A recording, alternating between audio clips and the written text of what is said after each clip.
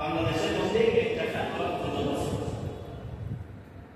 গায়ে জুব্বা, মুখে দাড়ি, মাথায় টুপি, পাগড়ি, দেখতে মনে বড় আল্লাহ অনেক বড় আলেম, জুতা সরুজ করা গেছে। তখন আসে না অনেক বিচক্ষণ লোক বললেন যে হুজুর, কেমন একটা কাজ, আপনি এই সুন্দর লেবাস ধারণ করে এই কাজ করলে তো মানুষ আলেমদেরকে খারাপ করবে। যখন তাকে বারবার জেরা করতেছে, আপনি এই লেবাস ধারণ করে কেন এমন করলেন, আপনি সবাই আপনাকে মারতেছে। এক পর্যায়ে সে স্বীকার করলো, আসলে জোতা চুরি করে ধরা খেয়ে মায়ের খাওয়া হলো আমার চাকরি। জোতা চুরি করে ধরা খেয়ে মায়ের খাওয়া হলো আমার চাকরি। কেন? এটা বিনিময়ে 1 লক্ষ টাকা আমি বেতন পাচ্ছি। কারণ কি?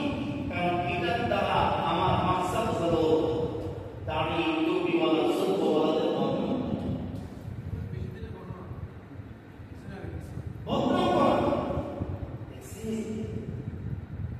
জুব্বা লাগাইয়া, মুখে দাড়ি, মাথায় টুপি পাগড়ি লাগাইয়া, জোতা চুরি করে ধরা খাইলে আলেমদের বদনাম হবে। এটাই হলো আমার চাকরি, বদনাম করা হলো আমার চাকরি।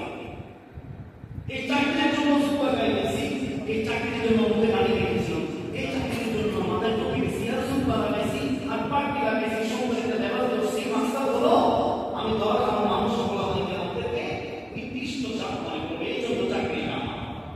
এই মুনাফিক লেবাসে হলো মুমিন, কিন্তু আসল মুনাফিক ছিল আব্দুল্লাহ ইবনে